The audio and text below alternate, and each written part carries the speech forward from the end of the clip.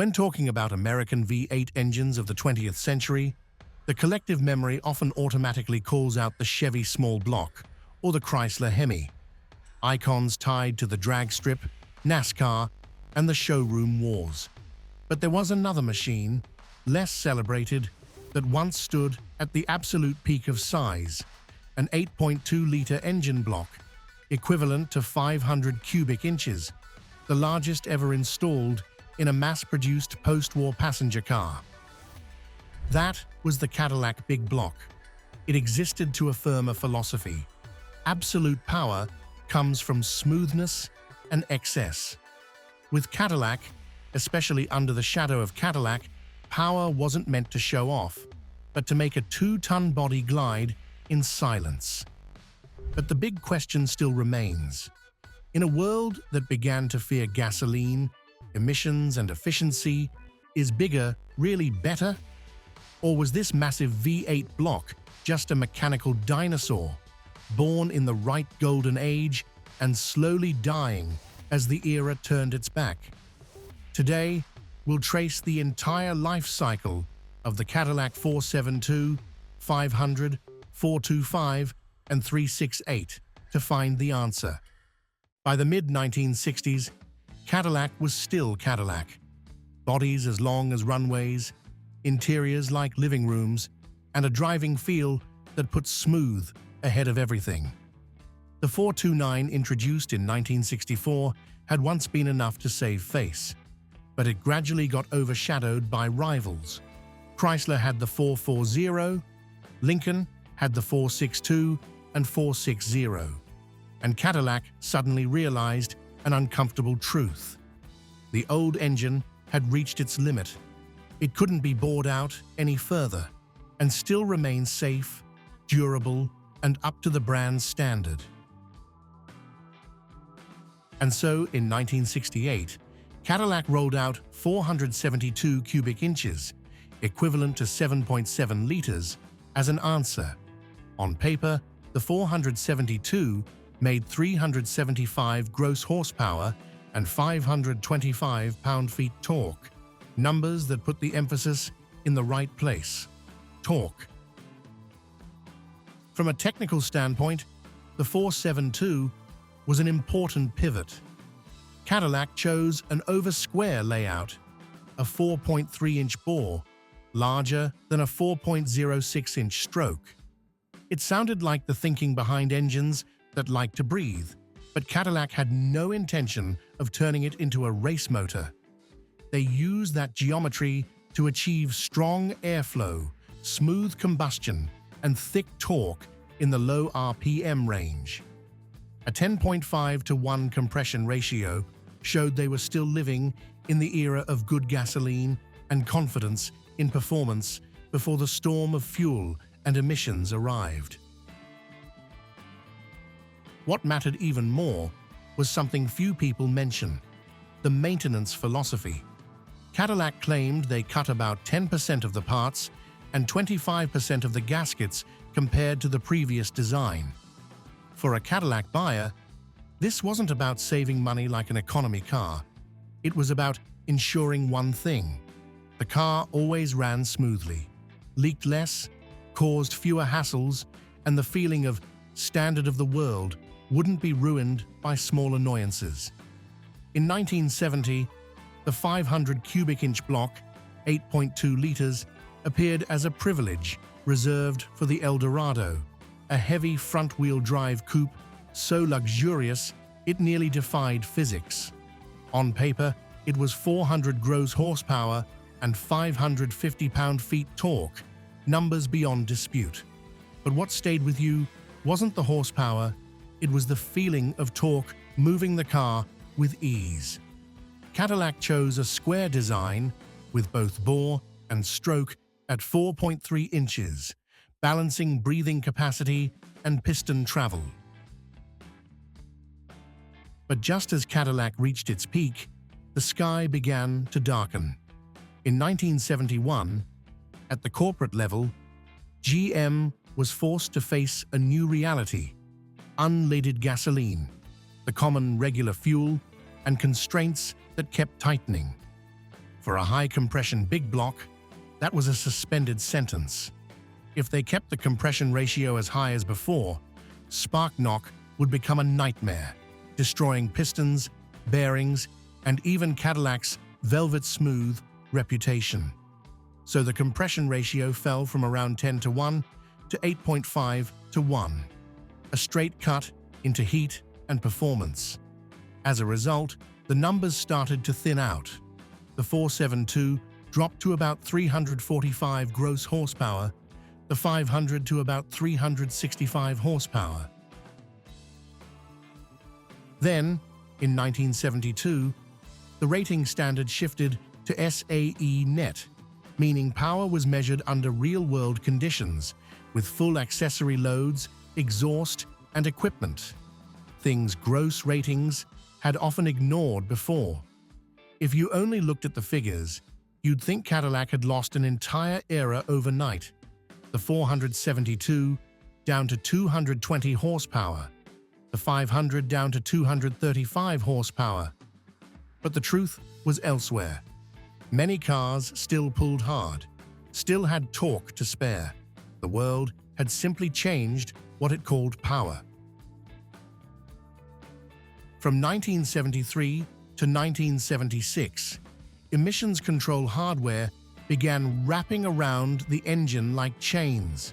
Lean mixture calibration, conservative ignition timing, restricted intake characteristics, all to meet the standards.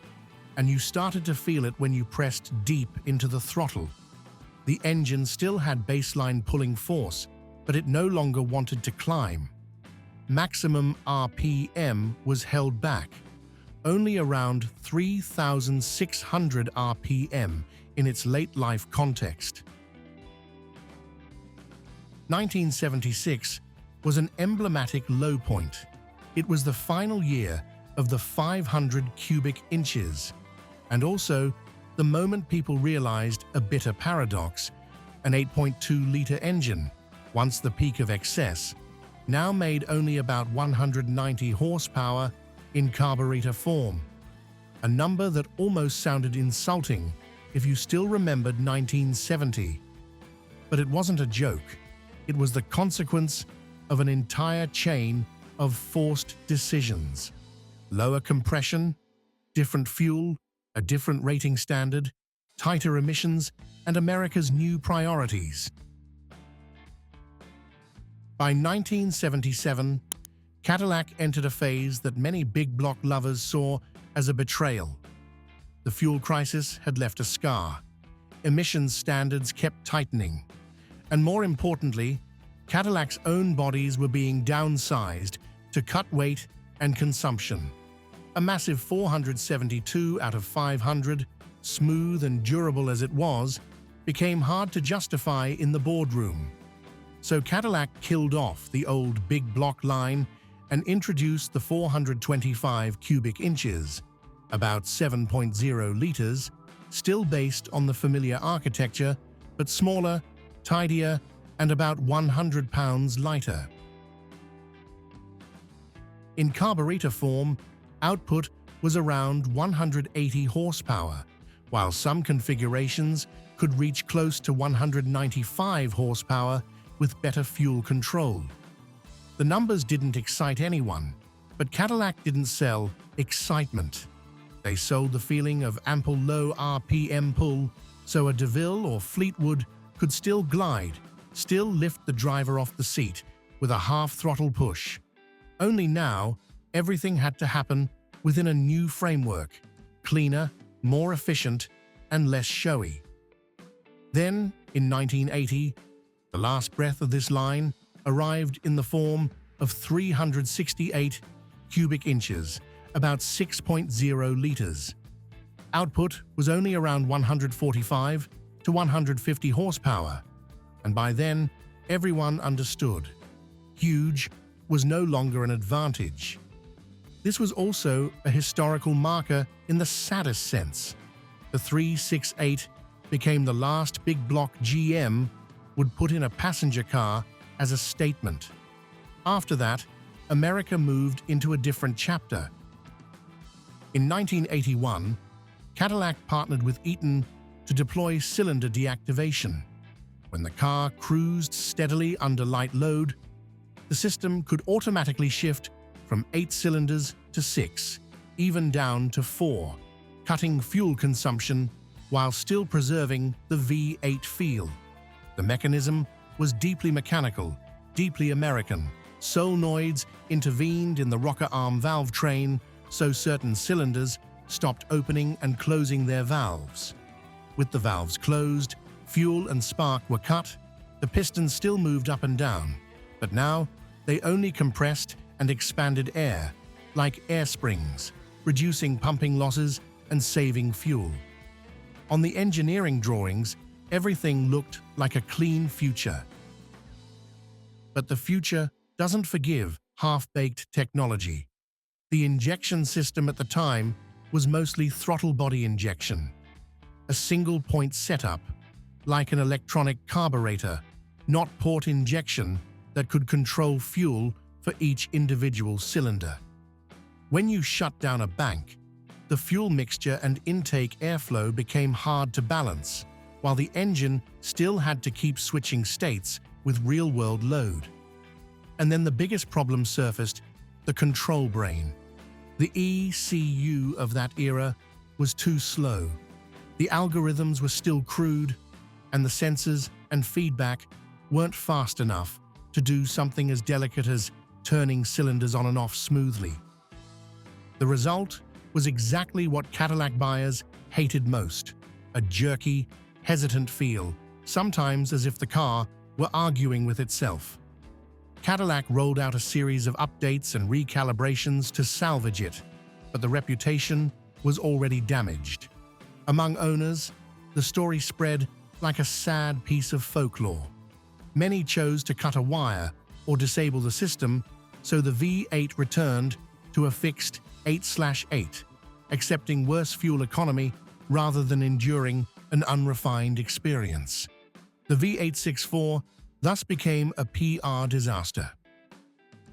So in the end, are the Cadillac 472/500/425/368 the best V8 series of all time? If you answer with the clear-eyed calm of someone who's driven through multiple Detroit eras, the answer is no. It doesn't have the sharpness of engines built to fight, nor the high RPM stubbornness that hooks people the way some high-performance big blocks do. The Cadillac Big Block is good at something else: mastering inertia, mastering weight, and turning power into composure. Real driving tells you a lot. At full throttle, the car still surges convincingly thanks to thick, even torque, especially in the years before it was choked down too hard. But in town, at part throttle, it can sometimes feel boggy, a bit lazy, a slight sag, not snapping to attention the way you'd expect from a 7 to 8 liter block. The reason is the era itself: a low intake manifold, a design that prioritized airflow velocity and smoothness over instant response, combined with lean jetting to meet emissions standards. The result is an engine that pulls well, but isn't sharp, like a gentle giant forced to step lightly so it doesn't shake the whole house. In terms of construction, this isn't an ideal foundation for high RPM. The cast-iron crankshaft and connecting rods are durable for steady loads and low engine speeds, but they weren't born to live above 5,000 RPM like engines with forged internals. If you try to force a Cadillac Big Block to run like a performance-spec Chrysler 440, you'll quickly hit the ceiling of its design philosophy. It wasn't made to scream, it was made to glide. But to be fair, the strength of this series is exactly what Cadillac did best: durability, smoothness, and an effective cooling system.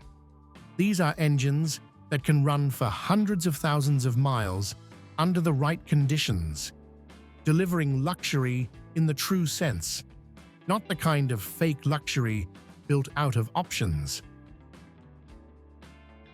The Cadillac Big Block, therefore, is a gentle giant, a legacy worth remembering, but unremarkable if you judge it purely by performance. What about you? Is 8.2 liters a legend to you, or just a heavy lump of iron from an age of excess? Leave a comment below and don't forget to subscribe. See you next time.